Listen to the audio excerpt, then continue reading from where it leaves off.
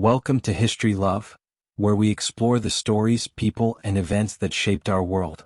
Let's dive into the past and uncover history's most fascinating moments. The Battle of Atlanta, a cinematic retelling. Prelude to the storm. The summer of 1864 burned with war.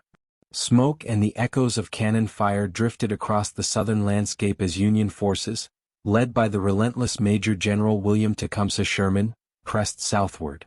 Their destination, Atlanta, a city pulsing as the heart of the Confederacy, a stronghold of industry and the lifeblood of Southern resistance. From Chattanooga, Tennessee, Sherman and his army of nearly 100,000 men moved like a tidal wave, crashing against the defenses of Confederate General Joseph E. Johnston. A master of tactical retreats, Johnston refused to engage Sherman directly, instead falling back, forcing the Union to fight for every inch. His cautious approach enraged Confederate President Jefferson Davis, who saw retreat as surrender. On July 17, Johnston was replaced by the fiery and aggressive Lieutenant General John Bell Hood, a man who saw battle as an art of bold, relentless offense. Hood's first strike came at Peachtree Creek on July 20. A desperate attempt to stop Sherman's advance, the attack failed, leaving the Confederate leader bloodied but undeterred. But Hood was not finished.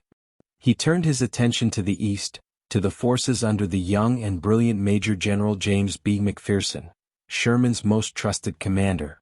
There he saw an opportunity to crush the Union Army with a decisive, unexpected blow. The battle begins. Night fell on July 21. In the eerie stillness, Hood's troops moved like shadows, slipping beyond the defensive fortifications of Atlanta. Hood's plan was bold. A two-pronged assault that would strike the Union left flank in the rear while cavalry swept in to cut off Sherman's supply lines. If successful, it could sever the Union's grip on Georgia and change the tide of war. But fate intervened. Difficult terrain and a delayed march hindered Hood's forces. Worse still, he possessed little intelligence about the true extent of McPherson's defenses. Instead of striking a weakened rear flank, Hood's infantry arrived 6 hours behind schedule and found themselves south of an entrenched Union line. The element of surprise was lost. Shortly after noon, Confederate infantry clashed with McPherson's east-west line. From his post, McPherson heard the first shots ring out. Ensuring his commanders were holding the line, he galloped toward the weakest point in the defenses, the intersection of the Union's L-shaped formation. But fate was unkind. As he approached, Confederate skirmishers spotted him. A single shot rang out, striking the young general from his saddle. McPherson, a promising protege of Ulysses S. Grant, perished, a devastating blow to the Union cause. Despite the loss of their commander, Union forces held their ground. The fiercest fighting concentrated on Bald Hill, the highest point between Atlanta and Decatur. Confederate soldiers stormed the hill in relentless waves, seeking to break the Union line. At one point, they exploited a gap and nearly surrounded the position, but sheer determination and withering artillery fire forced them back. As the afternoon waned, Hood's troops made another desperate push to the north, targeting an exposed railroad cut.